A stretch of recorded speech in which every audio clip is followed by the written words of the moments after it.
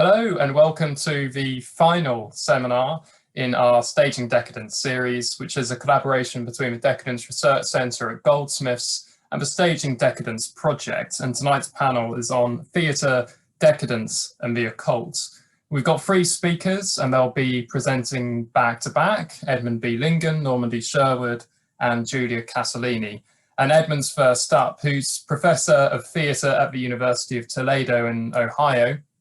His research cuts across theatre, performance, art, spirituality, and the occult, and appears in journals such as Ecumenica and the Journal of Dramatic Theory and Criticism, and in anthologies including the Routledge Handbook of Spirituality and Society and the Professions.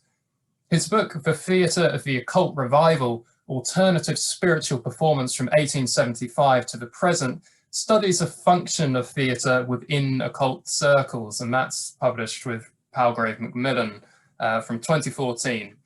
His forthcoming book, The Otherworld in the Midwest, looks at alternative spiritualities in the United States Midwest, and that's going to be coming out of the University of Illinois Press.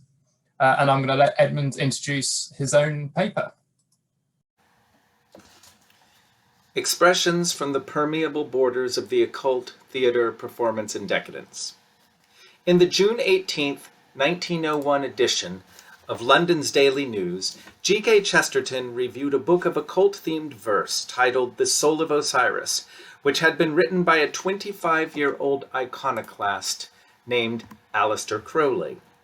Within this short review, Chesterton took the opportunity to make a central point out of illuminating for his readers what he referred to as the conversion of the poets. In fact, this idea of the conversion of the poets was so prominent throughout Chesterton's review that he chose to make that the title of his essay. Regarding the nature of this conversion, Chesterton wrote, "The remarkable story has been the conversion of the poets. Whoever else is satisfied with the age of science, they clearly are not. The poets are now, in most cases, thoroughly fanatical upholders of the supernatural. The new school of mystics, rather than be for one single moment degradingly connected with common sense, will maintain that the changes and adventures of their lives are really traced out in the rotation of colossal planets or the common creases in their hands." For Chesterton, both Crowley and W.B. Yeats epitomized the decadent's inability to be content with the God of Christianity. He lamented how they pit paganism against Christianity in their works. Chesterton further admits that he has never been able to understand the particular poetry which appears to attach in the decadent mind to the sex element in persons who have desecrated it. Chesterton concludes with a compliment and an optimistic prediction for young Crowley, who he labels a converted decadent, calling Crowley a strong and genuine poet. Chesterton predicts that Crowley will work up from this appreciation of the Temple of Osiris to that loftier and wider work of the human imagination, the appreciation of the Brixton Chapel. Well, although Chesterton could not have been more wrong about Crowley's religious future, he is correct that the themes and subject matter of decadent works of art were often iconoclastic in nature. Family structure, sexual norms, gender roles, religious beliefs, middle-class morality, rational thought, science, politics, nationalism, all of these things were targets for attack by decadent artists. Chesterton also astutely pointed out that many decadent artists were interested in the occult. The rise of decadent art and literature arose shortly after the inauguration of an occult revival, whose beginning is often placed with the appearance of the child mediums Kate Fox and Maggie Fox, whose communication with otherworldly rapping sounds at their home in Hydesville, New York, helped ignite the worldwide spread of modern spiritualism, with its various mediums, seances, and methods for communicating with the spiritual realm. By 1856, the French ceremonial magician Eliphas Lévy published his influential text, Transcendental Magic, Its Doctrine and Ritual, And in 1875, Helena Petrovna Blavatsky, Colonel Henry Steele Olcott, and William Quan Judge founded the Theosophical Society in New York City. Blavatsky's claims for a primordial secret doctrine that predates and forms the basis of all contemporary world religions became inspirational to European symbolists. In 1887, William Wynne Westcott and Samuel Liddell MacGregor Mathers established an ever-influential system of ritual magic by creating London's Hermetic Order of the Golden Dawn, which included W.B. Yeats, Aleister Crowley, Annie Horniman, and Florence Farr among its members. Like decadent literature and art, and those who created it, the spiritual leaders of the Occult Revival often promoted ideas that seemed radical, deviant, and sacrilegious to their opponents. The authority of women such as Blavatsky and Catherine Tingley, a theosophist who founded a theosophical settlement in Point Loma, California in 1897, and other prominent women of the Occult Revival were often scoffed at by men who believed that women should not lead men on spiritual issues, or any other issues for that matter. The African-American spiritualist and medium Paschal Beverly Randolph, a friend of Mary Todd Lincoln, wrote books such as Love and Its Hidden History, which detailed methods of integrating sexual intercourse into magical practice. Randolph's ideas would influence later figures such as Aleister Crowley, who practiced and taught similar methods to his male and female partners throughout his life. Nearly every occultist of import during the Occult Revival offered an alternative to traditional religion through their work. Some of these incorporated occult methods into the Judeo-Christian worldviews in order to improve or evolve traditional religious practices. Others offered their occult paths and as an alternative that could be practiced apart from any other established religious tradition. Still, other leaders of the Occult Revival suggested that their new teachings were relevant in the present and that previous religious teachings belonged in the past. The teachers of the Occult Revival were, like their counterparts in decadent art and literature movements, iconoclastic, and since they were offering alternatives to the most sacred beliefs of the societies in which they lived, it is impossible that they would be otherwise. If we turn our focus to the theater, we will find that one of the earliest modes of decadent theater was that of symbolist theater. The European symbolist theater scene was a marvelous mixing pot in which decadence, art, and the occult were freely combined.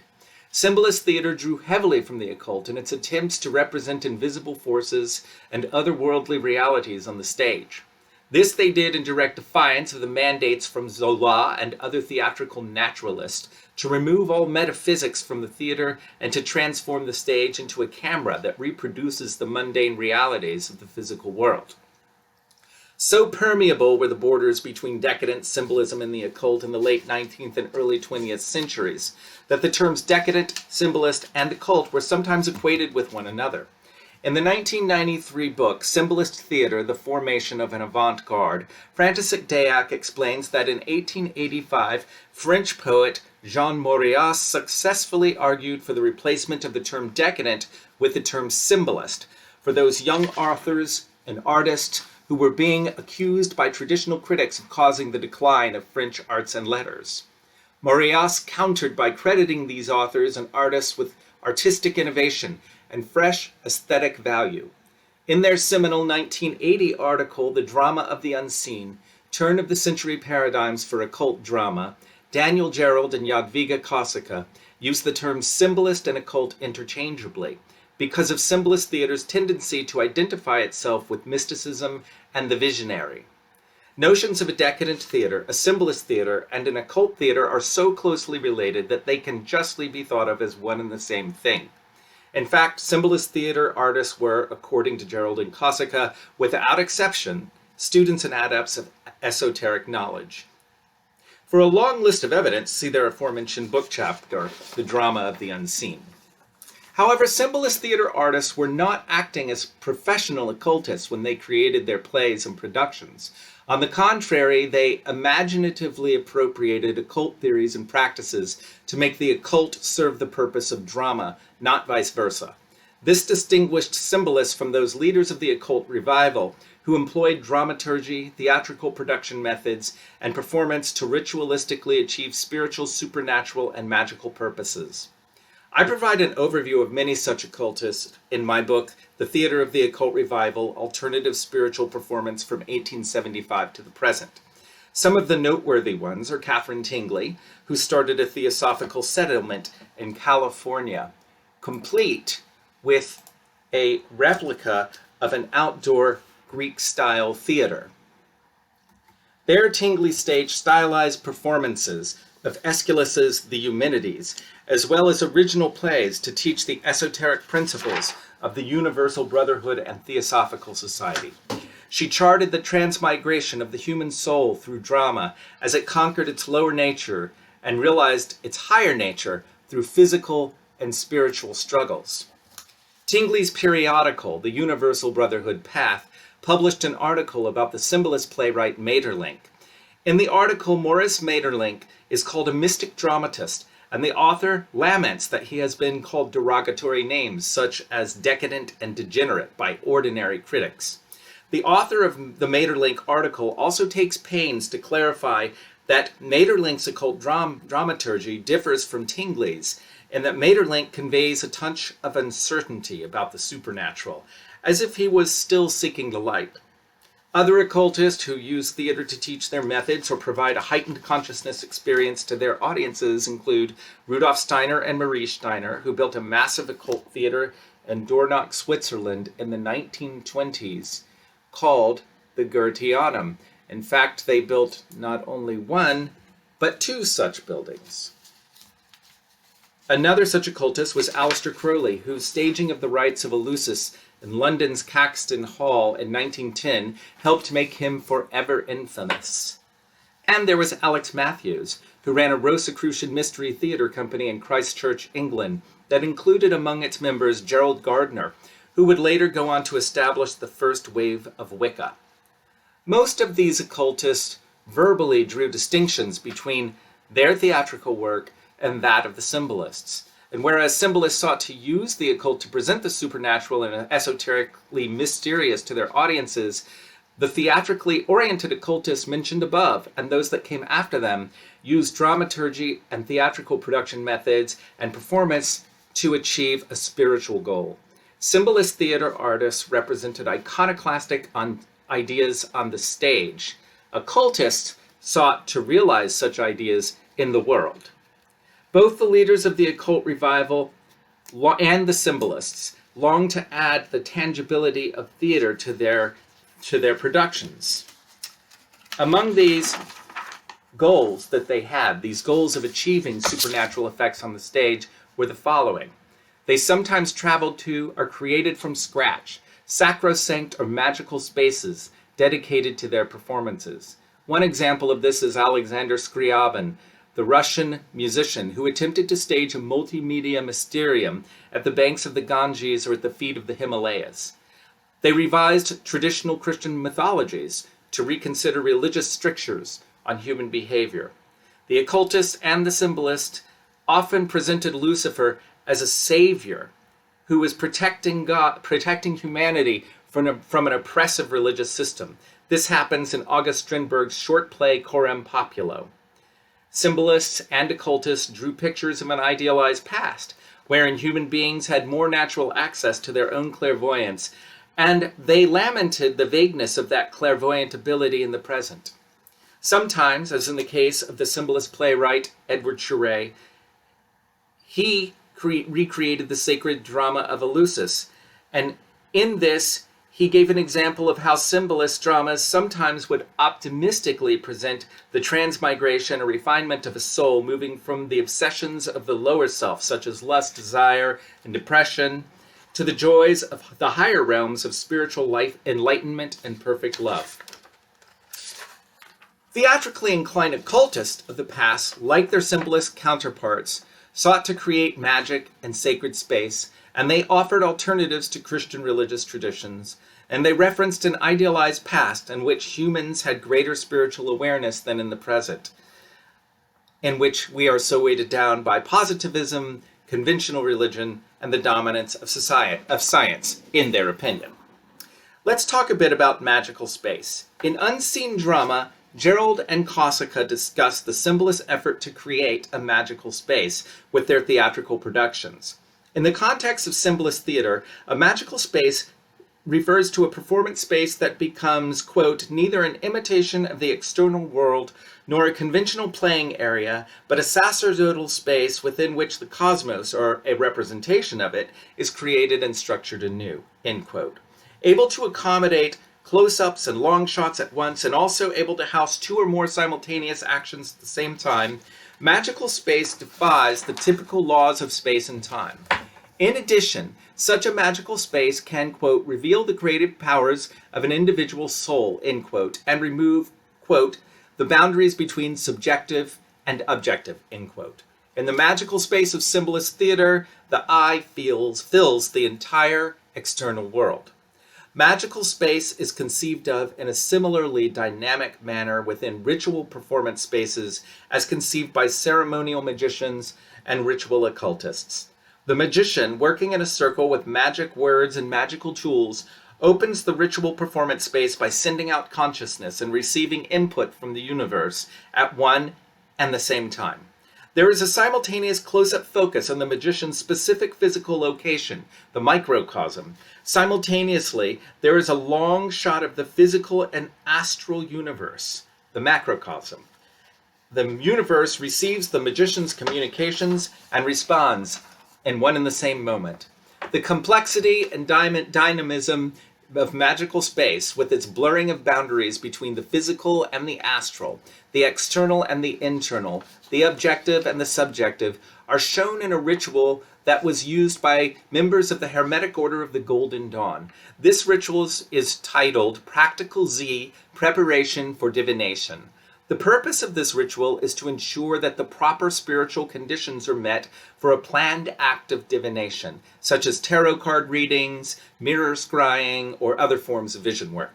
Working within a temple, described as, quote, the aura or sphere of sensation, end quote, the magician is instructed to close their eyes and to, quote, fix intention on the pole star and circumpolar constellations, end quote, and to, quote, endeavor to visit each prominent star and then to pass from one to the other, end quote. The same process is requested in relationship to the south polar constellations. From there, the magician is asked to be conscious of both simultaneously, quote, as one might be of head and feet, end quote. If the ritual progresses successfully, the magician should come to the realization that, quote, even the reflection of my own universe, including my very thoughts and aspirations in the body, end quote, stand outside of a, quote, colossal portal of a temple, end quote, that is seen in vision. In this mystical place, there is a confrontation between the microcosm of the magician in their temple and the macrocosm that is the universe. From the ritual, I then realized that even the reflection of my own universe, including my very thoughts and aspirations in the body, stood without a colossal portal of a temple, my spiritual will being within, and the shadowy portal grew up between the perceiving consciousness and the perceived universe. As the visionary ritual continues, the magician perceives an evil double, which the text describes as the root of all evil. That is, as it's viewed in the past. At the same moment, this self is viewed in the present as the root of all good. In addition to these temporal and spatial mysteries, the magician remains aware of the cubical temple within the physical temple in which they work their magic. In this brief ritual, there is a baffling and spiraling description of the intertwining of past, present, physical, visionary, eternal, and infinite that exists when a ceremonial magician is at work. Florence Farr, who was another member of the Hermetic Order of the Golden Dawn, gave a much more concise description of a similar condition when she wrote in the preface to her 1905 play, The Mystery of Time, quote, I stood naked in a bleak and dark eternity and filled it with my exaltation, end quote. Simple clarity, however, is not the point of the Practical Z preparation ritual for divination. The verbiage in this ritual is visionary, and it is designed to raise the magician's consciousness through contemplation of a mystery that lies beyond the rational. There is no clear explanation for how the magician is to travel from their physical temple out of their physical body to constellations into these astral realms with astounding temples. The imaginative and evocative nature of these ritual descriptions resemble the, quote, visionary stage directions, end quote, that frequently arise in symbolist plays, according to Gerald and Kossaka. A striking example of such symbolist stage directions are found in the 1906 play Prince Potemkin by Polish Gnostic and playwright Tadeusz Masinski. The following is an excerpt from this play. And suddenly the sun, a new god, beams forth. The golden sunbeams are reflected in Wilhelm Ton's eyes, and he tries to keep his gaze fixed directly on the unearthly beyond. His face assumes an expression of cold, satanic pain. A crown of thorns stands out clearly from the veins on his forehead, but God stands close by his side. He encircles Wilhelm Ton with the sky, throws a sheaf of symphonies at his feet. A gigantic golden cross grows in place of the mast. Stepping back, Wilhelm Ton leans against the gun carriage and with his elbow, and he calmly looks at the vision. And Christ, who has thrown himself beneath the wheels of the cannon, looks up into Wilhelm Ton's eyes and smiles sorrowfully. And now it is apparent that it is not Christ, but a woman's face, plain, exhausted, ghastly pale, with a mystic crown in the shape of a stone crop. Regarding these stage directions, which would have been quite difficult, if not impossible, to create in a theatrical production in 1906, Gerald and Kossaka state that the solutions to such fantastical problems are not in the purview of the symbolist playwright. Such playwrights did not concern themselves with, quote, the visible world of everyday reality, end quote, but rather sought, open quote, to transcend the material limits of the stage, end quote. Similarly, the creators of visionary occult ritual do not always deign to explain how to send one's consciousness beyond the borders of physical existence and rationality. They often offer contemplative puzzles designed to help the student of the occult to work toward that celestial freedom. Of course, spaces for occult workings need not be so ephemeral. They can be quite physical. The leaders of the Occult Revival created some legendary spaces for spiritual performance. Among these were the aforementioned Greek theater that Catherine Tingley had constructed for the performance of esoterically themed plays at Loma Land, the Theosophical settlement in Point Loma, California, that she led from 1897 to 1929. Rudolf Steiner and Marie Steiner built not one but two massive theaters, the first and second Goetheanum, completed in 1920 and 1928 respectively, in Dornach, Switzerland, for the performance of his anthroposophical mystery dramas and the performance of Eurythmy, both performance forms designed to show the development of the human soul as it passes through spiritual states and various physical incarnations. Aleister Crowley's Abbey of Thelema, which stood where he and his followers performed the Gnostic Mass and other Thelemic rituals, is the stuff of legend and exaggeration. Perhaps one of the most shocking aspects of symbolist theater was the occasional celebration of demonic or satanic rebellion against standard Christian religion. One of the most famous examples of this is August Strindberg's play Coram Populo, where we find Lucifer attempting, like Prometheus, to free humanity from a plan of ongoing enslavement set in motion by the creator of the physical world. In these symbolist plays, and others like them, Lucifer is presented as a misunderstood being who, despite his tarnished reputation, is a champion of poor and downtrodden humanity, held under the harsh weights and demands of an unfriendly God. Of course, the idea of standing against the oppression of conventional Christianity became the hallmark of Aleister Crowley's Thelema.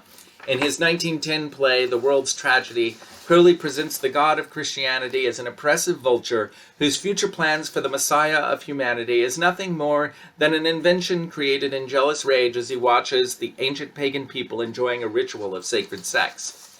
Today, this sort of iconoclasm has been brought into the realm of the real and the political by the Satanic Temple, which has made a movement out of seeking permits to place a statue of Baphomet next to statues of the Ten Commandments on the grounds of town halls and state courthouses in the United States.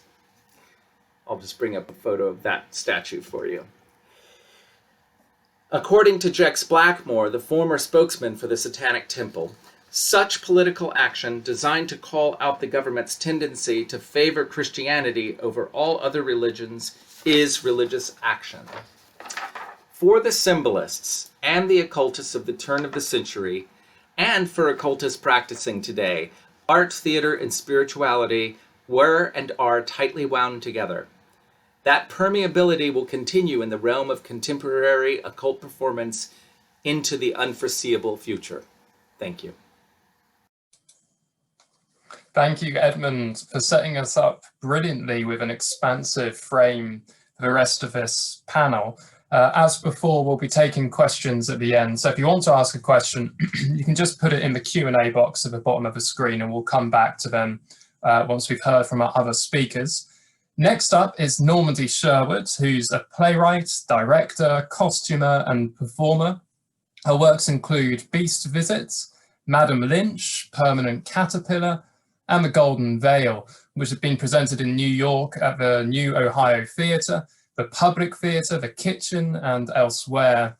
And she and Craig Flanagan make no-wave, music-driven spectacles with their company, The Drunkard's Wife. And she also teaches expository writing at NYU.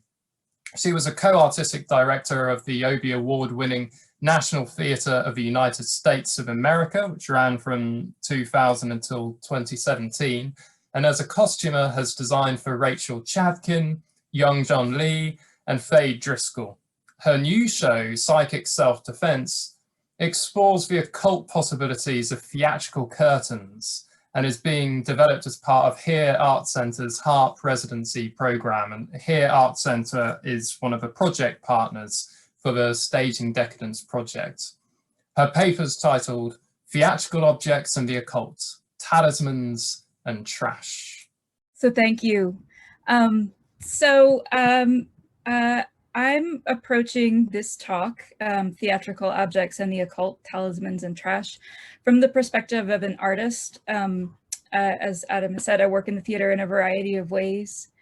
And so I'm thinking of this talk as adding to this conversation around decadence and the occult from a particularly sort of design-oriented perspective. And just to take a little bit from what Edmund was just telling us, you know, I conceive of my sort of role in the theater, or the way that I make theater, as a person who's involved in making magical spaces, or the person who has to interpret or write those kinds of impossible stage directions. So that's a point of departure for this talk as well. So thinking about this talk, I wanted to share an excerpt from a play of mine from a few years ago called Mending, but no video of it exists, so I'm going to read a few lines from the very beginning.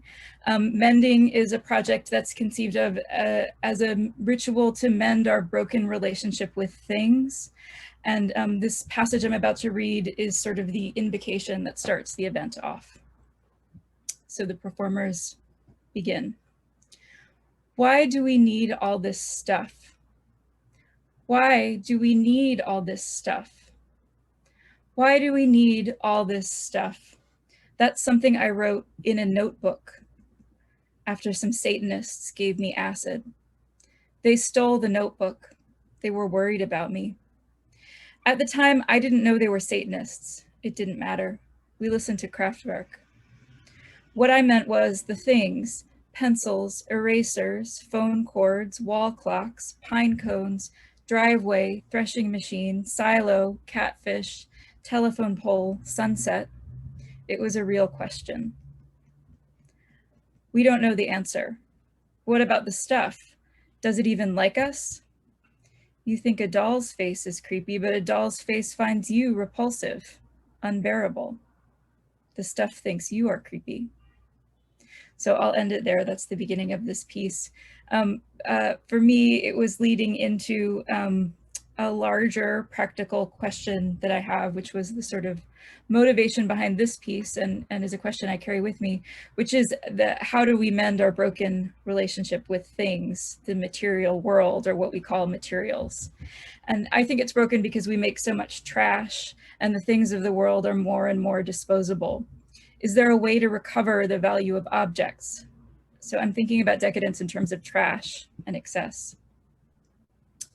I'm situating this big question, as I said, in the realm of my expertise, which is theater objects.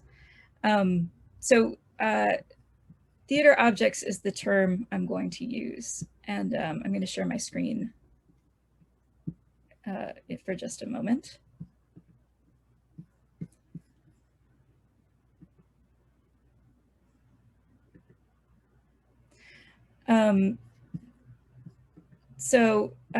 To pick up where, let's see,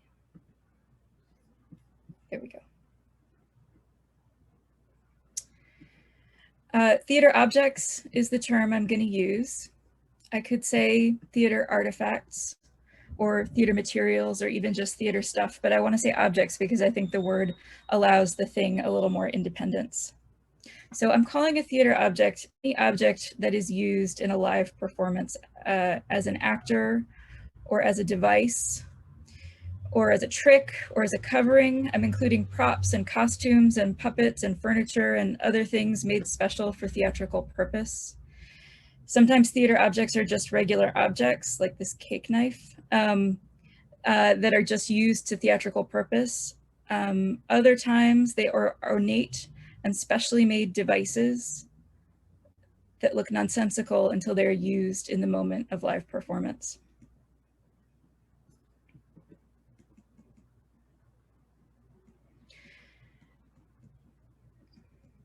So what happens to objects in the theater? I've been reflecting on this in all my years as the mistress of gross theater objects. Years of carefully shepherding these gross theater objects from bags and boxes to theaters and back into boxes and eventually into the trash. The life cycle of a theater object, something that can come into this classification in many ways. Sometimes it's a thing you make, like a puppet or a gown or a wooden table, or you transform other objects into the theater object. A theater object is made or pressed into service for a particular theatrical purpose, whether it's meant to help broker a suspension of disbelief or it's meant to create an impossible effect. What happens to it then is that it becomes more and less real.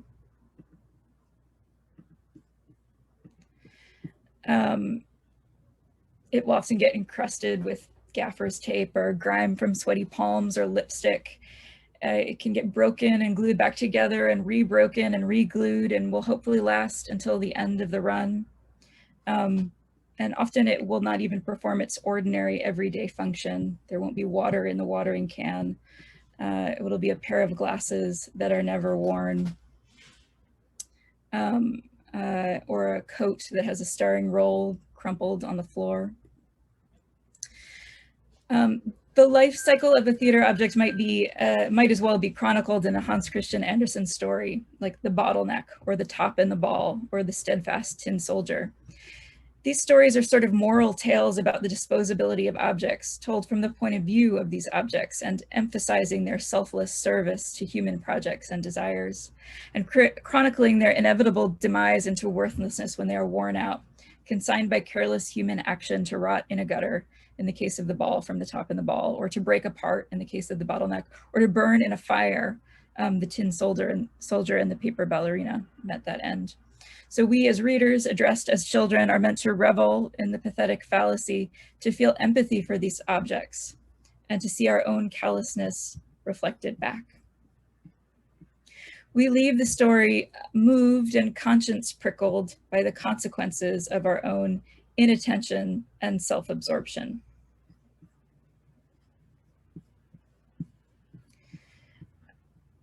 It is only a short mental leap for Andersen and his readers from a discarded toy rotting in a gutter to the little match girl freezing in the cold. And much more recently, in Kazuo Ishiguro's recent novel, Clara and the Sun, which I'm about to spoil now, so beware if you don't want to hear the spoiler, the reader can have their heart broken following along with Clara, a kind of robot companion known as an artificial friend, as she faithfully and self-sacrificingly executes her duty to the human she is bound to, only to spend the final pages of the book, once the child is grown, getting her slow fade from consciousness, stripped for parts and sitting in a dump.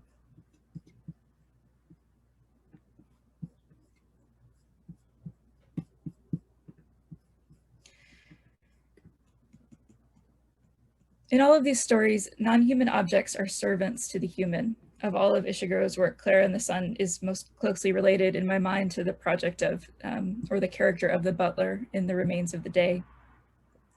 That's generally how we understand the object, what an object is, even when we imagine a consciousness into it. The character of the object would be its being chiefly concerned with its value to a human being. I want to put theater objects in this context because theater objects are objects we press into ritual service. Their value to us, theater makers and audiences, becomes volatile, heightened beyond the ordinary value of their function or their materials. The price tag of the watering can, or the functionality of the watering can for nourishing your plant. The context of the theater makes the theater object into a talisman. It somehow means more than an ordinary watering can, becomes a conduit for larger forces, becomes an important ingredient to accomplishing a given ritual, a show or a play.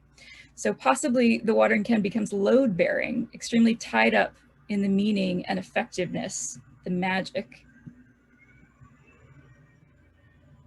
of the theater piece. Or possibly it stays ancillary, set dressing that helps create a vibe or a context for other meaningful things to happen. But the volatility comes when the show is over, which could be after a day or after several years. The show must come to an end at some point, and when it ends, it's highly likely the watering can will get trashed. It will certainly lose its status as the load bearer of meaning outside of the context of its show. It may get repurposed, restored to its original purpose perhaps, or, and this is especially true in New York City, it might not be worth the expense of keeping it any longer, and it will end up in the street, shivering like a little match girl, hoping for someone to take it. We project its hopingness, or possibly will be broken into smaller pieces to fit into the trash. And then the trash will be loaded onto a barge and taken to a landfill, likely in another state, to enjoy its slow fade, presumably, although unlike Clara, it's not likely that an actor will visit the out-of-state landfill to seek their old co-star, the watering can, and see what became of it. But the fade, unlike Clara's fade in Clara and the Sun, is actually not that slow. It's almost instant, water draining from the can. I'm a theater artist, and speaking from my position as a designer and a crafter of objects, I'm recalling my decades of experiencing this value whiplash that I've just described. So the magic theater, the magic trick that the theater can do, as I've said, is to imbue these random objects with special value. The objects are very precious for a limited amount of time. You might comb the city for the perfect thing, the artificial pomegranate, a rake, silver cocktail napkins, a wheelbarrow, or a watering can. You might spend too much money trying to procure the perfect item, or spend weeks crafting it from foam or wire or fabric. And then you might need to move it around via a lift or a cab to various rehearsals in several boroughs. And then when the show goes up, the object is at its most magical. It must be in the right place. It must be used to make the show happen. It's a trusted coworker, a gifted comedian, the only thing that makes sense in the entire show. It's the talisman, the thing that holds the show's magic and meaning.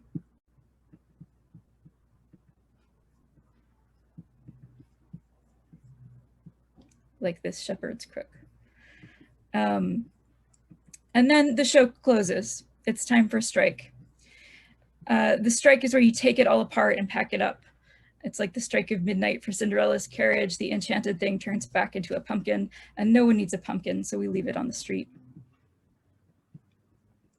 The object becomes disenchanted almost immediately. It becomes a burden, trash to get rid of, sentimental baggage you carry around for a few years, and then toss one day in a fit of wanting to change your life. This whiplash, inspired by the depreciation in value, teaches us that value is unstable, can be coaxed out of nothing, but can desert you in an instant.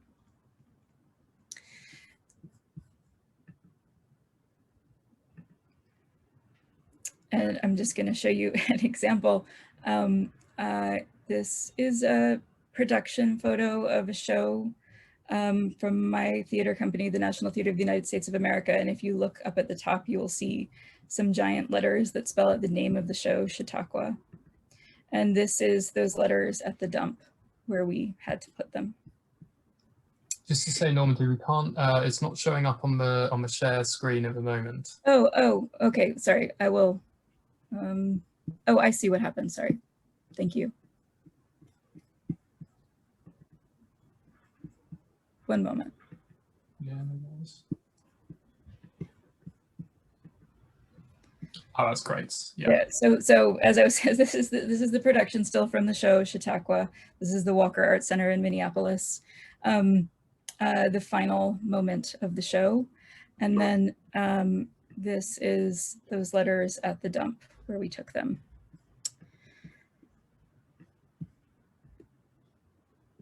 And I'll give another example before I move forward. This is the set for a show called The Golden Veil from 2012,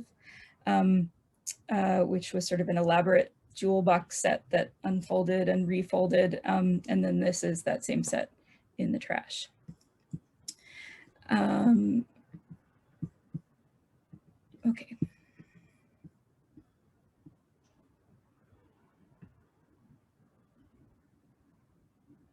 Now, it's possible that after you stop performing the show, the theater objects from your show will be shipped to some university archive and carefully cleaned, stored in acid-free tissue in a shadow box tied with linen cord. And it's possible some theater students might come to the archive and put on white cotton gloves and take them out and turn them over quite carefully. But this scenario assumes a lot of things about the future stability of institutions that might not be prudent to assume. And the truth is that we've asked before, and Harvard can't accept all your old puppets.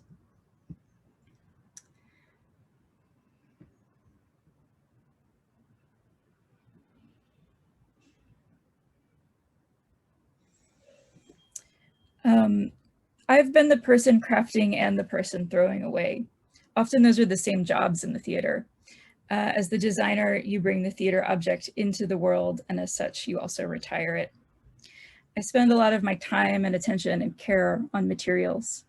I think of myself as an artisan, and my philosophy is to listen to the materials, which is a phrase I take from Barbara McClintock, a pioneering geneticist, as quoted in Evelyn Fox Keller's essay about her work, A World of Difference, which to me means to allow materials to reveal themselves. So how does the listening work? How do you hear the voice of an object? And how can material reveal its potential for new form? In his 2012 lecture, Thinking Through Making, the anthropologist Tim Ingold compares the craftsman's understanding of materials to that of an alchemist rather than a scientist, someone who attends to how materials move, change, and practice. Ingold asks, what is wood? What is stone? What is antler? It's a very hard question to answer, but I think for the maker, for the practitioner, materials are what they do.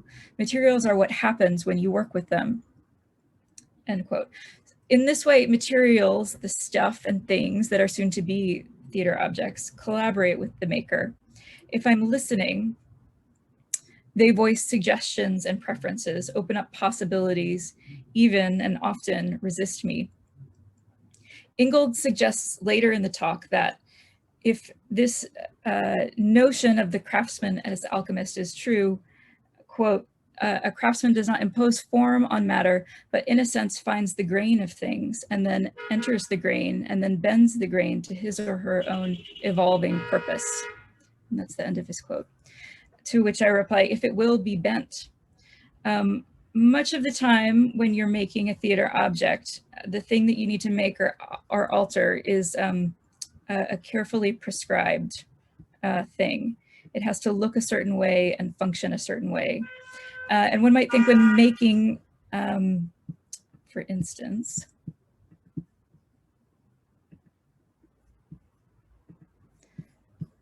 when making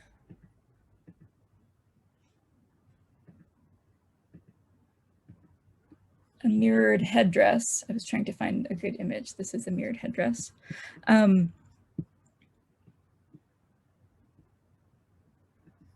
Or a cardboard cigar, or a set of breakaway pants. That's what's happening is the idea is being executed, the word made flesh, the creator as God. But these are the precise moments where the resistance of the materials, I think, comes to the fore, where the theater object to be might interfere with its own forming. The mirrors refuse to adhere to the hat. The cardboard shows a tendency to unroll. The breakaway pants stay put. And this unruliness is another doorway to the occult function of theater objects. Theater objects inhabit the realm of the occult because they have ritual function, because they can be load-bearing where meaning is concerned, because they are channels, even portals for ideas, emotions, personas. But I think they're also occult because they carry in them the potential to resist the function that they are meant to perform, to be bad actors.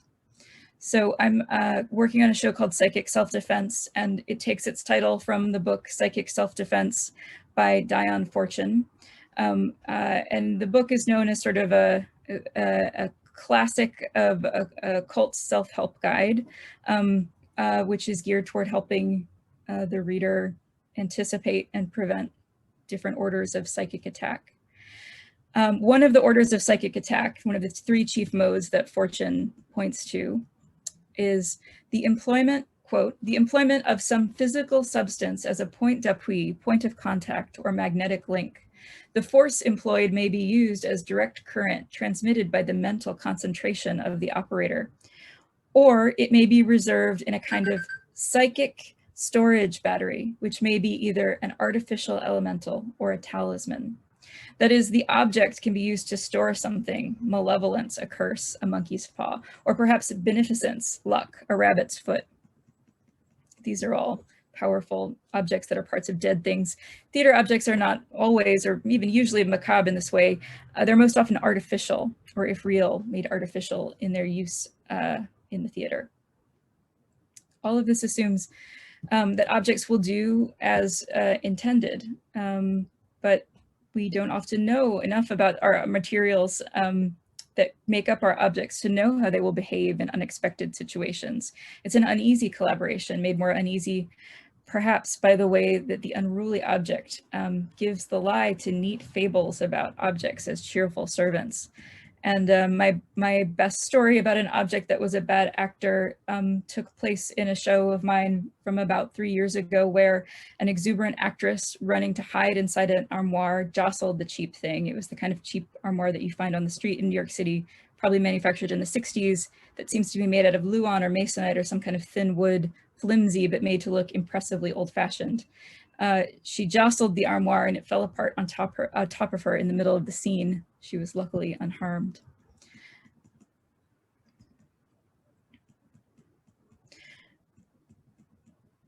Anderson's vision of objects is kind of an object pastoral. The pastoral being a way to prettify the simple folk, to invent them really in order to comment on the grand folk, an allegory of poverty for the benefit of the rich. Like all fables or animal tales, perhaps insulting to animals, to be diminished to moral actors. The better figure for the theatrical object is not the top, the ball, the bottleneck, or the tin soldier. It is not the sweet and helpful Clara, but I think it is Kafka's creature Odradic. The creature from his story, The Cares of a Family Man, haunts the stairwell. It looks incoherent, a spool-like thing with sticks and threads trailing away. It refuses to explain itself, and its mocking laughter is like the rustling of dry leaves. Its existence tortures the titular family man because it will not give itself up, speak, be classified, explain, offer comfort. The family man says, the idea that it will survive me, I find almost painful. It's nice to think of a theatrical object as a servant, or even sweet to think of your theatrical materials and objects as collaborators, but to think of a theatrical object as a thing unto itself with no agenda for helping, no protest when, as material, impressed into service to represent a particular thing, it withholds itself, it in some way refuses function. And I think it's understanding the simultaneity of this theatrical object's status as trash and talisman that helps us sort of unmoor ourselves from received notions about the value of objects. So thank you. Excellent. Thank you very much, Normandy, and also a really, really timely talk here in the UK. The Theatre and Performance Department at the V&A Museum is currently at risk of closure and at risk of politicising things yet further. I'm going to put a link in the chat to a petition which is geared around trying to save that department. Thank you, and also any images that we weren't able to see, we may be able to share them during the Q&A towards the end. I'll send you a message about it. Which brings us on to our final speaker, which is Giulia Casalini, who's an independent curator artist based in London and a Techne-funded PhD candidate at Roehampton University in the UK. Her doctoral research analyses artists and collectives whose live art practices have been informed by queer feminist politics, aesthetics and ethics beyond the Anglo-American canons. She's also the co-founder and artistic director of the non-profit arts organisation Contemporary, which I think many of you may have heard of, and of the performance club night Deep Trash, which has been running since 2014 and has been a really important inspiration in forming the origins and developments of a staging decadence project. Their paper is titled Transgender Terrorism and Occultism in Linda Quebrada's Afro-Brazilian Music and Performance. Let me just retitle that actually. It's been, that title's changed since it was up on the website. It's now Transgender Terrorism and Sorcery in Linda Quebrada's Afro-Brazilian Music and Performance. Over to you, Giulia. Yeah, I had a slight change. Yeah, thank you very much, Adam and Owen, for the invite. It's been an amazing occasion to start working on my third of 4 case studies that I am analyzing during my PhD research. And thank you also to Eleanor Roberts, who is my supervisor, who gave me great feedback on my first draft. So I will share the screen, and please let me know if the PowerPoint at any point stops, because the images and the sound and the music are very important. Probably the videos will be a bit chopped, but that's okay. I will explain the lyrics anyways. Linda Quebrada, born as a singer in 2015, starting from the favelas of Sao Paulo, is now a famous name in the contemporary Brazilian culture. She's also a dancer, actress, and performer. Linda Quebrada is the artistic name of Lina Pereira, a bicha trans preta periférica, peripheral trans black fag, as she has described herself numerous times. Her music has a specific post-punk attitude, spanning across different genres, from rap, funk, Afro house, techno, soul, hip-hop, and experimental electronic music. She has gained popularity in the Lusophone world not only through her powerful presence in the music scene, her musical collaborations with renowned Brazilian singers such as Lineker and Carol Conká, and her participation to numerous national and international festivals, including a European tour, but also through her strong presence in cinema, TV, and the mainstream media. For example, by participating in a Brazilian TV series, by being the host of a talk show, and starring in films, including a co-created fictional documentary that follows her own personal journey and artistic life. So there are many aspects that could be talked about in her work, but for this occasion, I will focus specifically on her music performances and the interrelated concepts of sorcery and terrorism, 2 terms that she has made use of explicitly in various instances, and that I will demonstrate have roots in the Afro-Brazilian resistance movements and their spiritual and cultural traditions. I will also demonstrate how these terms speak to the themes of decadence and the occult that we are examining in this seminar. And I will show a video.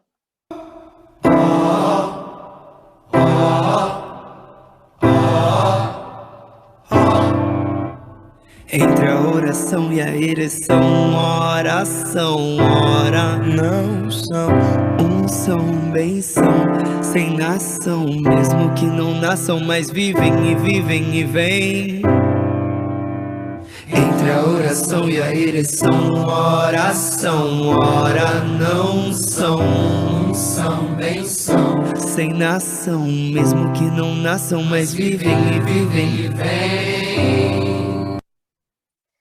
In oração, which means prayer, a song that uses the registers of soul and church music, together with a group of trans feminine performers all dressed in white, in a way that is reminiscent to the all-white dresses used in Brazilian candomblé, Linda Quebrada takes over an abandoned church building to sing Entre a oração e a ereção, oração, ora não são.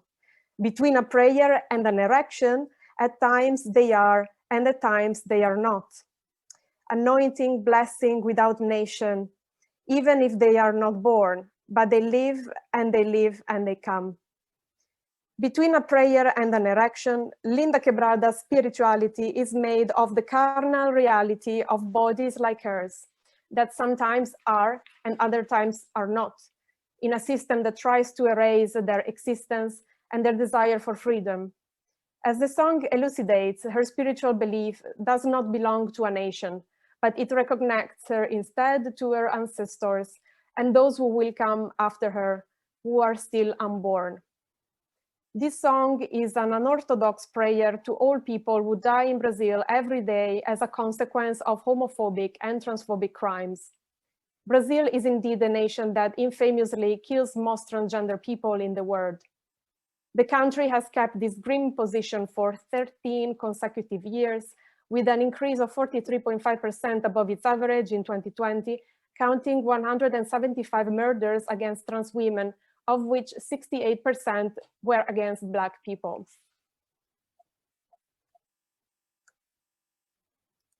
I will show another clip. Não queimei,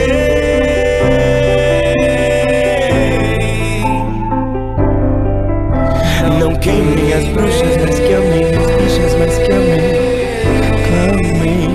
Que amem, que amem. Não queimem as bruxas, mas que amem as bichas, mas que amem. Que amem, clamem, que amem. You can find all these videos on YouTube, by the way. The video ends with a collective imploration that now queimem as bruxas, mas que amem as bichas. Do not burn the witches, but love the faggots. And love the trannies too. So it is worth noticing that in Portuguese, the term queer might be considered as too academic or anesthetized from its original derogatory meaning. So other terms are preferred, such as bicha, which means homosexual or feminine individual. And it could be translated as faggot. The words trava or travesti are instead used as pejorative terms in Portuguese to define transvestite or transsexual people, and it could be translated as tranny. Although in the UK, the use of the word tranny is considered as politically incorrect and unhelpful for the transgender political battles, it is important to situate the use of travesti within the reality of Brazil. This word has been, and still is, carrying a stigma which has been making the life of many trans women a matter of mere survival. Instead of erasing those identities and histories, in fact, Linda Quebrada and more generally, the transgender community in Brazil have incorporated the term travesti within their own political battles by utilizing the concept of transvestigênero, which merges the word travesti to transgender. Its meaning encompasses a broader definition of non-binary gender identities, as well as feminine homosexuals and butch lesbians. The fact that Linda Quebrada brings back the idea of bruxaria, witchcraft, in this song, allows for interpreting this performance as a ritual made by witches. Indeed, the lives of these transgender women are still persecuted by a process of demonization that is comparable to the one that Black and indigenous populations, especially women, have incurred in Brazil since 1500. When the Portuguese colonized its lands, with the help of Jesuit missionaries and the support of the Holy Inquisition, they also imported the notion and the imagery of the devil and attributed demonic characters to those individuals who could not fit their Christian worldview. The people they wanted to convert were naked, lived in promiscuity, and engaged in uncontrollable dances and music rituals. European chronicler Zacharias Wagener, who lived in Pernambuco during the 1630s, has described the practices of the Black populations in the area through drawings and descriptions that were later collected under the name Zoobiblion, Book of Animals, which besides the depictions of animals and plants, also contained typical human figures and scenes belonging to their ethnic traditions. The documentalist was astonished to find out that the slaves, who only had 1 day of rest in their exhausting working week, would then gather on this same day in order to dance. He wrote, "They danced incessantly from morning to night, with the most varied jumps and body contortions, to the sound of drums and fifes, which is a local music instrument. Men and women, young people and children were in the middle of a great mass, whilst others would circle around and have a strong drink made of sugar called grappa. The same way, they would also waste certain saints' days in this endless dance in which they would end up so dust-covered and muddied to the point sometimes of turning themselves unrecognizable." These Afro-descendant celebratory spiritual practices, such as the Kalundu ritual just described, were not comprehensible to the logocentric and chaste Christian morale, which has required their believers to exercise acts of penitence, modesty, and body mortification. The Christian dualistic worldview, indeed, has placed clear demarcations surrounding the ideas of good and evil in nature, thus producing in populations the feeling of guilt and shame as a result of knowing what evil is supposed to be. Afro-diasporic religious practices have therefore been an easy target of witchcraft accusations, as their ecstatic dances and possession rituals, such as the one described by Wagener, were considered to be a form of communication with the devil. Needless to say that any gender and sexual expression that subverted the white Christian canons has also been considered as a work of evil, not only in the past, but also in these contemporary times. The rise of the Pentecostal and evangelical churches in Brazil and the anti-LGBT agendas that these groups have been promoting are a tangible proof that witch hunting has never ended. And although many of their members are Black and brown, the beliefs of these churches are fueled by a religious racism that does not accept other religious worldviews and sees the Afro-descendant sacred practices as sinful. These Protestant churches have also worryingly influenced the state's politics. It is known, in fact, that the current president, Jair Bolsonaro, gained power thanks to the support of these congregations. Today, Linda Quebrada, as well as many other Afro-descendant queer feminist artists in Brazil and in many other parts of the world, reappropriate the image and the role that the bruxa, the witch, has had as a symbol of underground resistance and occult power. In the introduction of the song that I was analyzing, that I will now show, Linda Quebrada enacts a sort of spell in order to liberate her body and the bodies of those like her from the persecutions that they are subject to. Eu determino que termine aqui e agora. Eu determino que termine em mim, mas não acabe comigo. Determino que termine em nós e desate. E que amanhã possa ser diferente com elas. Que tenham outros problemas e encontrem novas soluções. E que eu possa viver nelas, através delas, em suas memórias. So I translate what she says. I determine that it shall terminate here and now. I determine that it terminates in me, but it does not end with me. And that tomorrow could be different for them. That they will have other problems and find new solutions. And that I can live in them, across them, and in their memories. With these words and gestures, Linda Quebrada is not picturing a scenario of messianic hope or future redemption or promise for better times, a utopia or a paradise for the trans and queer communities, for the Black and the brown bodies. That time of change needs to happen here and now to put an end to gender and racial violence. The fact that she is holding a machete, not only to collect herbs for a ritual, but also as a weapon, indeed shows that there is no time for prayers without action. And her action is fueled by anger, rather than a sense of Christian piousness. As Audre Lorde said in her essay, The Uses of Anger, guilt and defensiveness are bricks in a wall against that we all flounder. They serve none of our futures. All too often, guilt is just another name for impotence. It becomes a device to protect ignorance and the continuation of things the way that they are, the ultimate protection of changelessness. Change, movement, and action is in fact what Linda Quebrada is looking for. And she makes this clear with her concept of gender terrorism. In various interviews, she refers to herself as a terrorista de género, gender terrorist, explaining that she uses her music as a weapon. And through acts of gender terrorism, she aims to radically transform her own self in a constant act of creation. Just like a terrorist, she blows herself up through her music in order to become an always different version of herself, to kill the traces of the white male colonizer that are inscribed within her. By self-defining as a terrorist, I contend that Linda Quebrada makes use of her anger through an explicit vocabulary and decadent visuals, which are opposed to the idea of chastity, piousness, and modesty that a Christian cis-heteropatriarchal morale would expect from the feminine.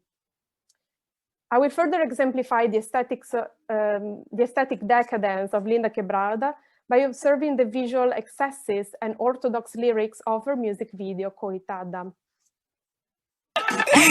Coitada, coitada, coitada, coitada, coitada, coitada, coitada.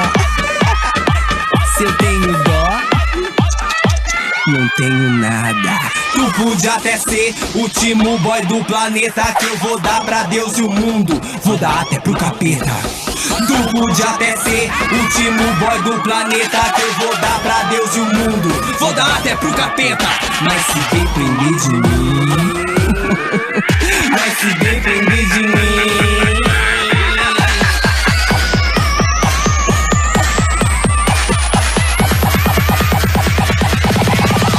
tu vai morrer na punheta, tu vai morrer na punheta, tu vai morrer na punheta.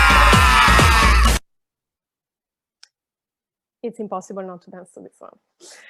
So the word coitada is a common expression in Portuguese, meaning poor girl. In this video, Lynn uses the term not only to reject pity, but also piety, through the impropriety of these three girls. Together with two other transfeminist performers, Linda Quebrada appropriates the visual syntax of a vintage cooking show to bake a cake out of three cocks that are chopped and eaten in a sexually explicit cannibalistic ritual. The artists, through their demonic embodiments manifested in their looks and uncontrollable gestures, they take back their space with an aesthetics of terror manifested through visual and verbal violence. In their performance, indeed, I have noticed how their visual choices approximate themselves to the European imagery of the witches' Sabbath, that included scenes of cannibalism, blasphemy, transmutation, and sexual orgy. The lyrics of the song also make clear that she would go with God and even with the devil, but never with the boy, and that he should die by masturbation. This is my translation.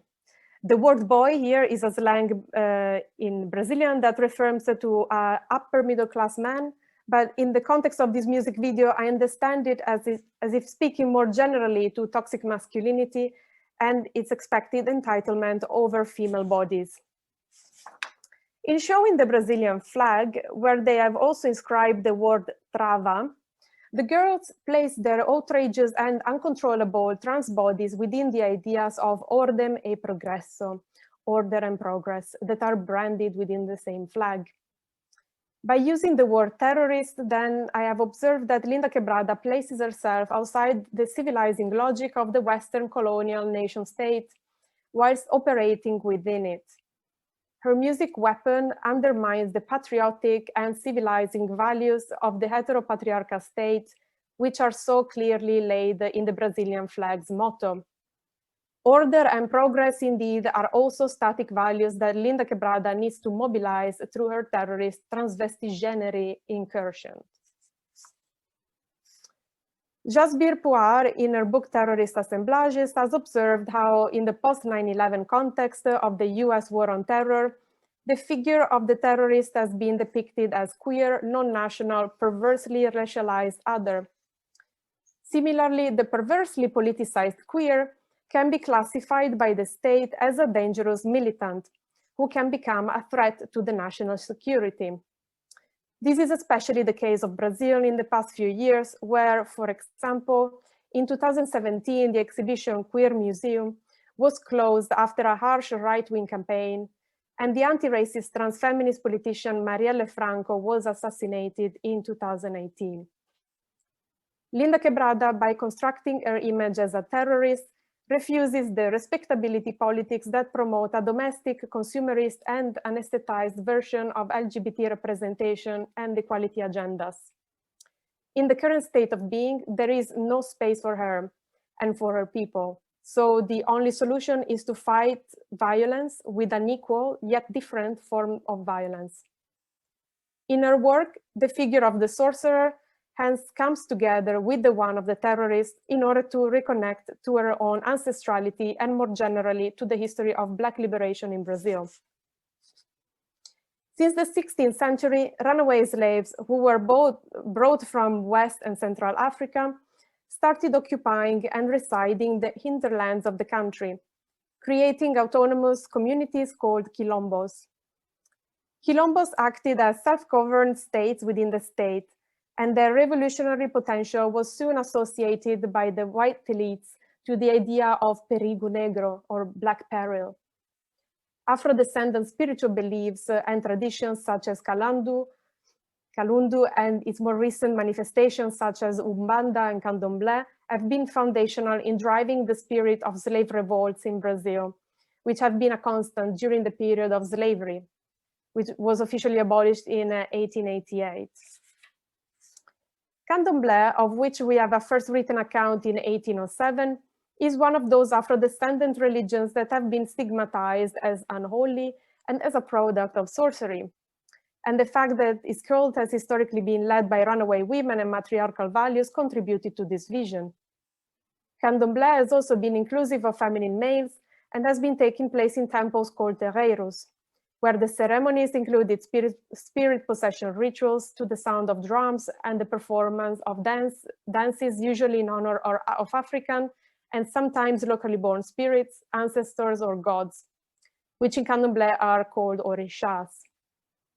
Music, possession, and dances still are at the core of their initiation rituals, in which the initiates experience a death and a rebirth as the new self, thus becoming the daughter or the son of the saint in a process that is called fazer o santo, to make the saint. Studies have shown that Candomblé has offered Afro-Brazilian communities a way not only to cope with, but also to rebel against slavery. The devotees were indeed running away from their work duties to join the rituals, not only out of spiritual belief, but also for the desire to find a community of belonging, to find love and dance. The practice of Candomblé was essential in establishing quilombos, especially in the area of Bahia, and reversely, Candomblé can also be considered a quilombo in itself. The late Afro-Brazilian scholar Beatriz Nascimento has indeed observed how the quilombos, from a colonial perspective that associated them to lawlessness and banditry, at the end of the 19th century, they started assuming instead a symbolic role for the definition of the new Brazilian national identity. The quilombo then became also an idea, symbolizing a shared spirit of racial and ethnic resistance against all forms of oppression. Through the work of Linda Quebrada and the complex socio-political context that I've tried to chart in this very limited space, I would like then to conclude by pointing out how the idea of the occult in the colonized lands of Brazil has been shaped by European views that, led by Christian values, aim to justify their extractive, violent, and oppressive expansions on the basis of enlightenment, reason, faith, and progress against the obscure practices of dark-skinned indigenous and African populations. As Luis Pares and Roger Sansi state, sorcery appeared and still appears in the nightmares of the Atlantic post-colonial elites, as the spell that tied them to Africa, primitivism, and the past, the other within. Only by fighting sorcery could they reach Europe, modernity, and the future. Indeed, it is important to underline how the processes of witch hunting came hand in hand with the European colonial expansion and its primitive accumulation of capital. To conclude, I will argue that the demonic embodiments of Linda Quebrada displace the Western conceptualization of the occult by appropriating its semiotics in a politically Black and queer feminist transvestigenary way. Her performance of decadence and the occult therefore places itself in opposition to the colonial era stigmatization of non-normative bodies, sexualities, and religious practices, and produces in its turn a spiritual quilombo of trans-Black resistance. Linda Quebrada thus becomes a witch terrorist among many other bodies like her, who fight for their own right not only to exist, but also to thrive in a life of freedom, pleasure, and constant creation and recreation. Thank you. Excellent. Thank you very much, Giulia. I'm sure for many of us, it'll be introducing us to the work of Linda Quebrada, and it's certainly an example I can imagine myself coming back to. So thank you for that. We're going to move into a Q&A now. As I said at the very beginning, if you could just post your questions either in the chat or ideally in the Q&A box at the bottom of your screen, and just say whether you want to have your camera on or off. If you don't say anything, we'll just assume that you want it off. Maybe whilst you're thinking about questions to ask, a figure that I think cuts across those three papers, and perhaps now would be a good time to switch on cameras as well, Edmund and Normandy, is Silvia Federici.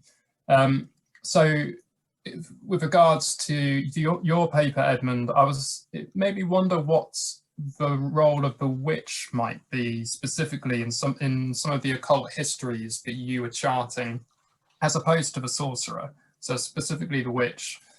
And Normandy, in response to your paper, one of the key things that Federici lands upon is the relationship between the witch, the reasons behind the witch's persecution and control of the natural world, the capacity to take control over objects rather than just be subject to control. So I thought there was something really exciting there around witchcraft in relation to some of the talismanic trash that you were exploring. And finally, Giulia, I think perhaps most explicitly of all in your paper, Federici's work, it speaks to several aspects of what you were talking about, and specifically the slave trade and the relationships between the concurrency of the persecution of witches in the early modern period, and the rise of capitalism and capitalistic expropriation, and specifically as complicity of the slave trade. So I sort of leave that hanging for all of you to respond to as you see fit.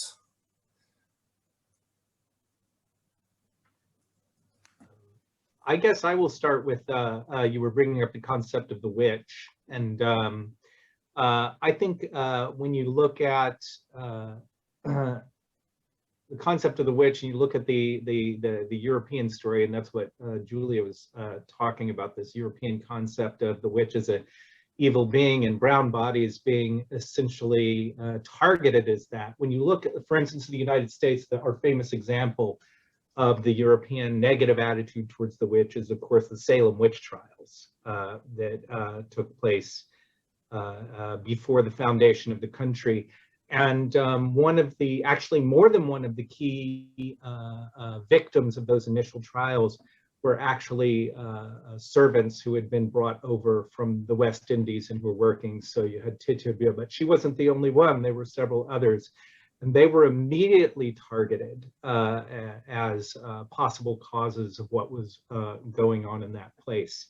It's interesting, in my new book on Midwestern spirituality, I interview a witch in Detroit. She's in the Detroit area, and she's African American, and she's practicing the hoodoo tradition. And if you go back to the history of slavery in the United States, you will find that slaves could often be targeted as witches or practicing some sort of sorcery, and they actually were in many cases actually feared by white owners in the South and other areas of the United States. But within the slave spirituality tradition, you will find a distinction between a root worker, a worker of healing magic, and a witch. There were also negative connotations about being a witch within the slave communities as well. There's interesting stories about people being able to remove their skin and go out and be a witch and ride other people around and torment them and come back in. It's almost like being a werewolf, you know. But this was often targeted between one slave to another slave within slave communities.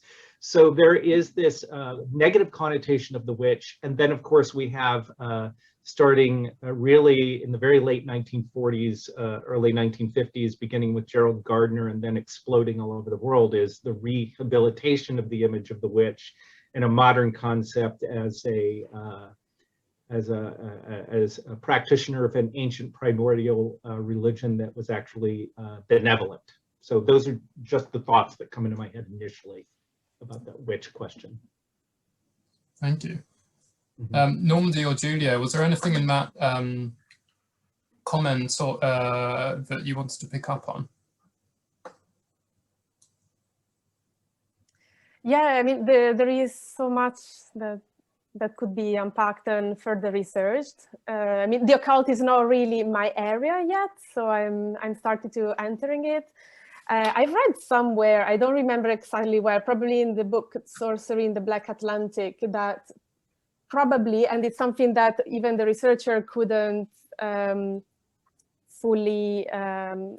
fully researched yet, that kind of witchcraft started in Africa, well before the colonization of the Americas, by with the European traders going to Africa, and by coming with their Christian crosses and objects, they were also bringing some sort of talismans with them and some magic traditions. And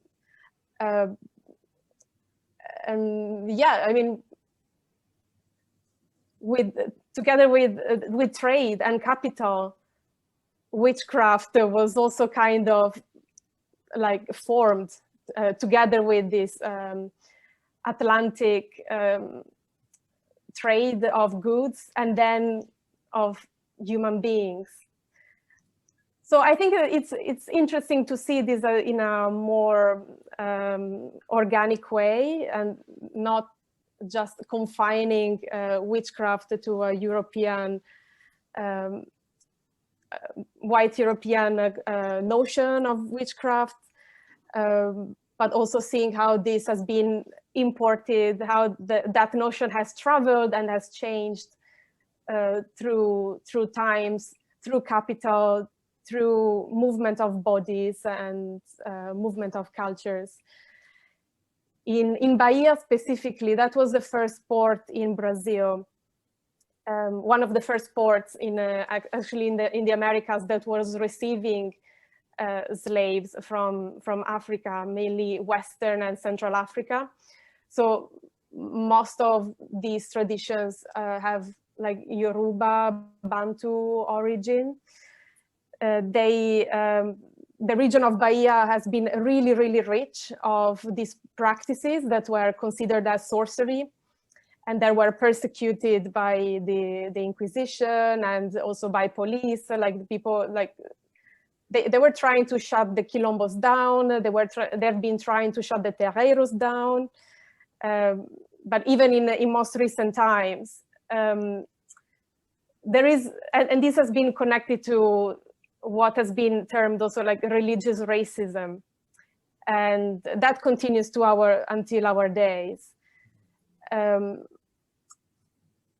I think that, yeah, I was listening to a podcast yesterday, and I think they said that it was in 1975. I think that the terreiros of Candomblé didn't have to pay for occupying a space and exercising their spiritual beliefs. And this has always been used against them in order to close them down and basically regulate their activities. There have been lots of reports, lots of police reports that about complaints about noises, or complaints about this from the slave owners that had their slaves disappeared and they ran away. And in this way, the police, the municipalities try to shut down these terreiros, the Candomblé terreiros. Mainly, like I've been reading about the 1800s, and this is when like Candomblé mainly started solidifying as a religious practice.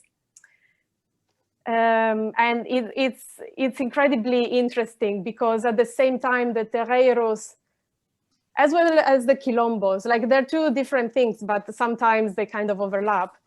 They were also gathering like poor people, like there were white people running in quilombos. Like it was a place in which the marginalized people were going.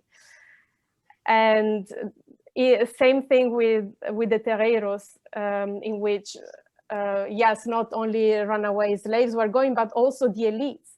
In Bahia, the intellectuals started asking for spells, like, or to be started contacts with the terreiros. Some started being initiated as well. Some had some were practicing both Catholicism and Candomblé. It's always been in the state of Bahia. It has lived in parallel with Christian Catholicism, and Catholicism in general has been more open than the Protestant Church of collaborating and being together with other Afro-descendant religious practices, to the point that even nowadays, like there are some celebrations that combine in a syncretic way both Candomblé and Christian Catholic rituals and traditions. It's fascinating. I think one of the things that makes me think about is an incident that happens in November 2017, which was when Judith Butler was co-organizing a conference in Brazil, I think in Sao Paulo, that was looking at notions of sovereignty and democracy. But Butler wasn't presenting at this conference, and a group of right-wing Catholics protested by burning an effigy of Judith Butler outside the conference venue amid cries of "burn the witch." And I think that really made it hit home how much the figure of the witch still has a potency. That potency hasn't gone away anywhere. And it does make me wonder, particularly in relation to the work that you were describing, whether that potency is where we might begin to think about the decadence of the witch.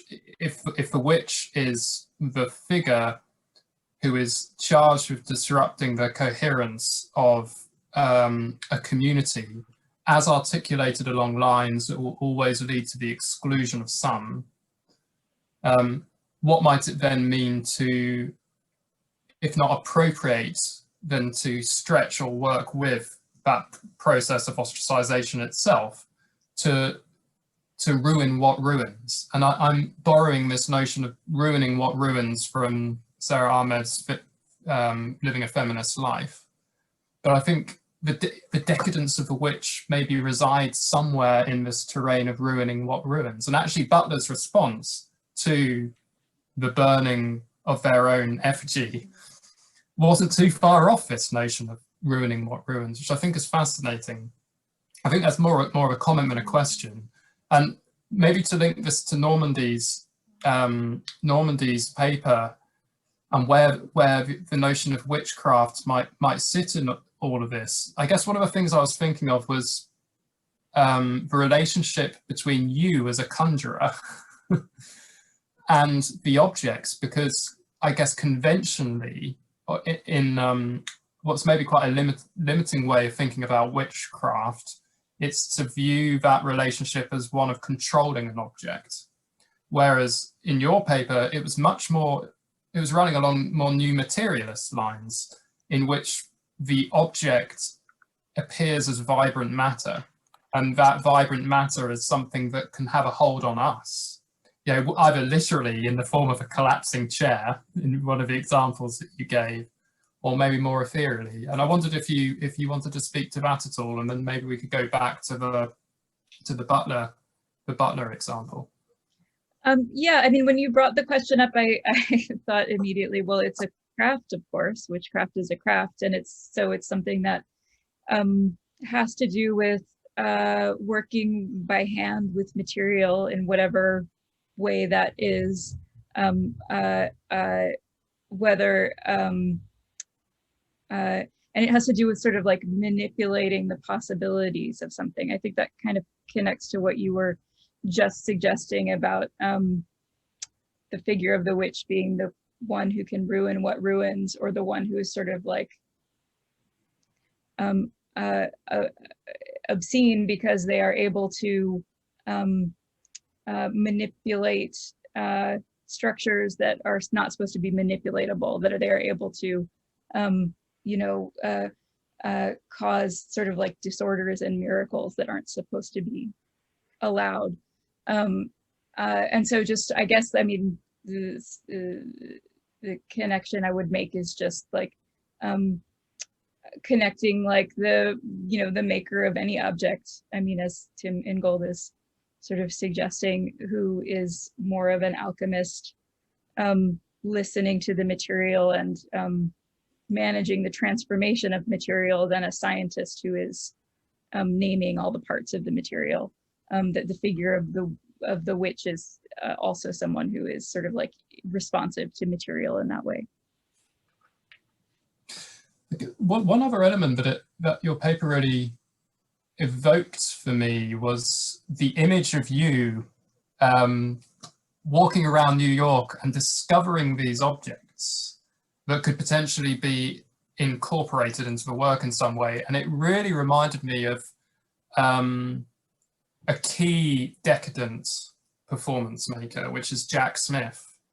And there are reports of Jack Smith doing something similar, of trawling the streets for talismanic objects that could then be incorporated in Smith's films or in performance work. Smith was also a costume designer, designed for some works of the Playhouse of the Ridiculous and later the Ridiculous Theatrical Company.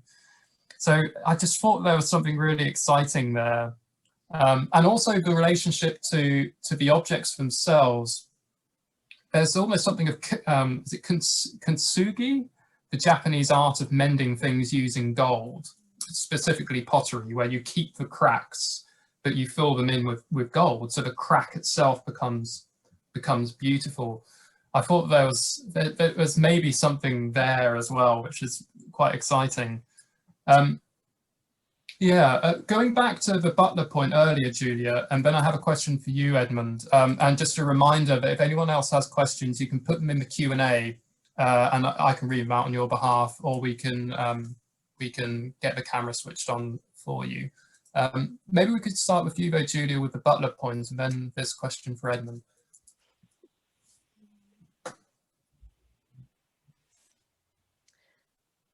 Oh yeah, I don't remember. Okay, yeah, butler.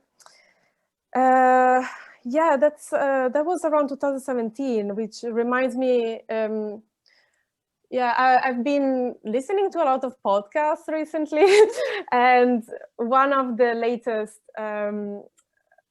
had the curator of this exhibition called Queer Museo, and that was a massive show. The curator used to work in museums in Brazil, and it took years to put together. Of course, it was an exhibition about queer art. And in 2017, a group of conservatives started attacking the show after it opened, accusing it of zoophilia, of pedophilia, and all sorts of things. So actually, the sponsors had to close down the exhibition, which was, I think, Santander. And then the curator really fought hard to place this exhibition back. He gave hundreds of interviews within just a few months. It went on a trial. Like it became a really big scandal, and he kept on receiving death threats in his email. And he managed to reopen the exhibition the year after. But at the same time, because he was receiving so many death threats, he had to flee the country, and he's now in New York. So there has been like probably, yeah, since 2017 with Lula and Dilma's impeachment, things have changed overnight, basically. This is what they were saying. And they were around in the air, but could not be predicted. And Michel Temer came to power, and then Bolsonaro, and Temer was a sort of like just smooth passage onto this grim present that we're living now.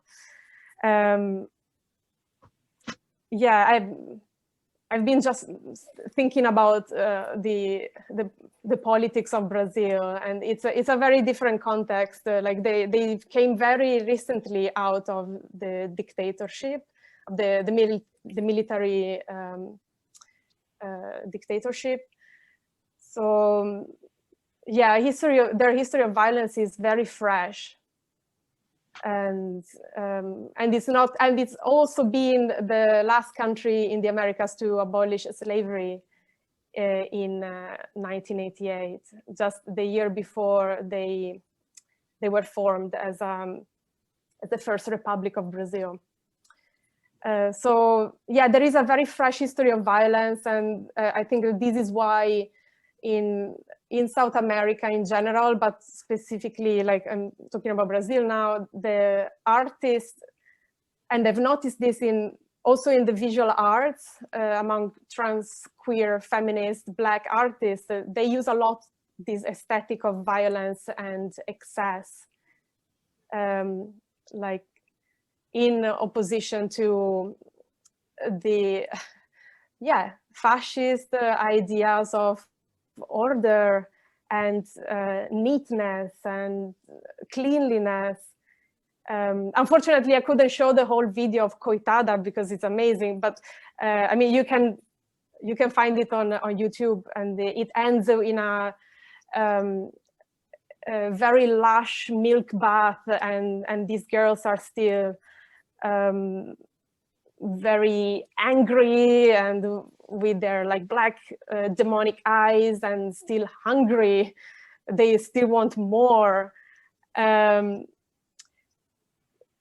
yeah, so I've seen other collectives, like there is a collective called Terrorismo Teatral Migrante, so they use the word terrorism, and they're also from South America, different parts, and some of them now live in Europe. They're a bit nomadic.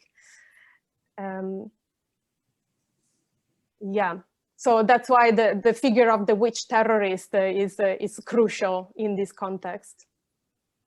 So, thank you. I'm mindful of time, so maybe we could make this the last question. The points that have been coming up in the chat in the Q&A box at our end are mainly notes of thanks, and also I don't know if you might want to share this to Edmund about the archives you were consulting with regard to the Hermetic Order of the Golden Dawn.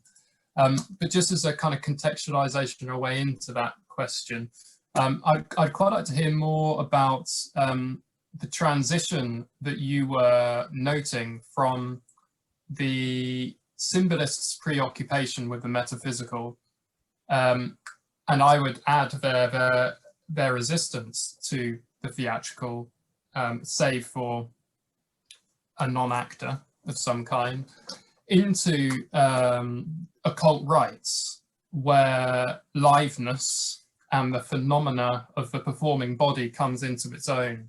So I guess my question there would be, does occult performance or occult rites rather, in the early 20th century, such as Crowley's Rites of Eleusis, mark the becoming of decadent theatricality? I just want to clarify if I understand what you mean when you say mark the becoming of decadent theatricality, because if we count symbolism as decadent theatricality, which I do, symbolist theater, it actually predates, like say, the Rites of Eleusis in 1910, when Crowley does that. One thing that I think is striking about, if we look at Crowley's work, is it comes into your area a bit, immersion theater and immersion experiences. And I think that what we have is an integration of decadent theater practices in the case of something like the Rites of Eleusis into occult ritual. But in that case, the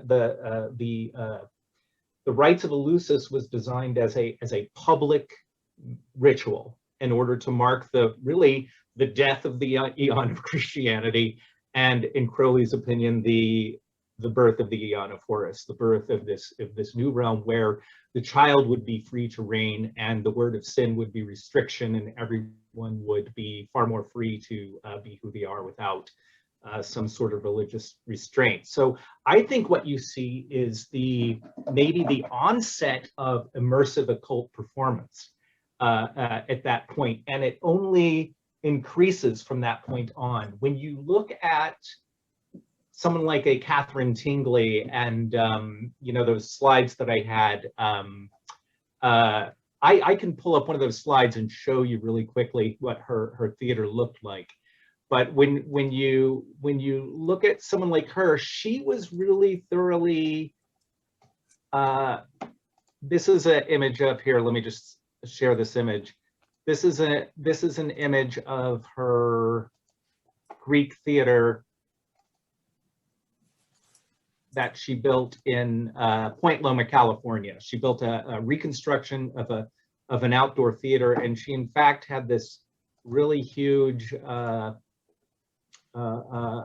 settlement with a whole bunch of fantastical buildings on them. Here's a. Do you see that? Do you see that? These are two of the other buildings that were located there, and and basically she created an ongoing immersive experience for theosophists at Point Loma, California. So when I look at the emergence of what the occultists began to pull in from the symbolists into their experiences, they took a lot of those theatrical techniques. They took a lot of those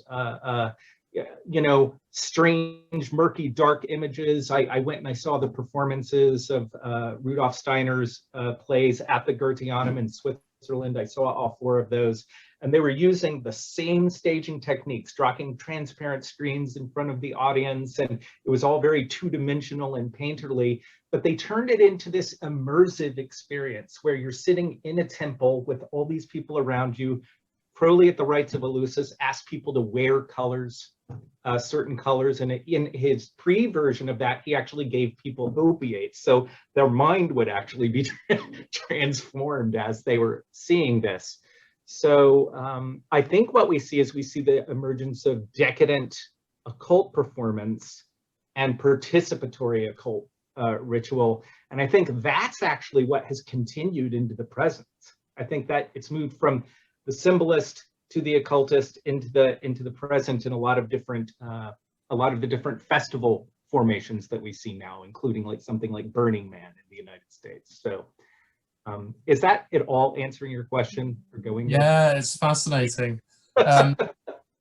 Brilliant. Well, thank you for that. It's 8:20, so I'm going to suggest that we close there, but not before thanking our speakers again, Giulia, Edmund, Normandy, for such an enriching set of papers that spoke to each other in some really surprising and fulfilling ways. So thank you. And also a few more notes of thanks regarding this seminar series as a whole. First of all, to the Decadence Research Centre at Goldsmiths, and especially Jane Desmarais, for being so forthcoming in supporting this series and with collaborating with Staging Decadence. And also to Owen Parry, who's just been fantastic in co-curating this series, and to the AHRC for supporting our time on the project. I'd also like to thank Eleanor Keane and Joe Thorne for live tweeting all of the seminars via the British Association of Decadent Studies. And finally to Jess Gosling, who is this ECW events manager window that you can see, who's just been really fantastic throughout and endless help.